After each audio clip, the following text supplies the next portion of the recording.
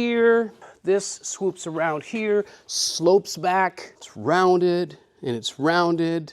And then there's that, right? What is that? It's a rectangle. Oops. This is the front, and that's what fills the hole, right?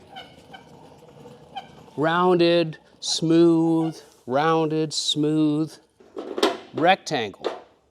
GM, come on, why you gotta do that?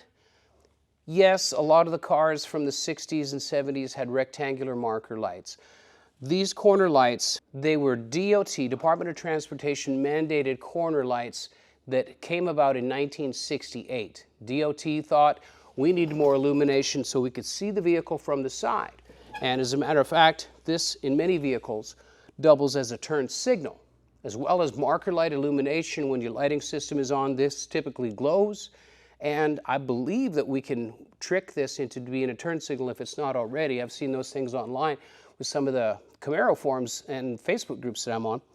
And yeah, it's just a safer thing. That's why the 67 Mustang doesn't have them. And the 68 Mustang has this big, blocky, rectangle Kleenex box looking stupid marker light.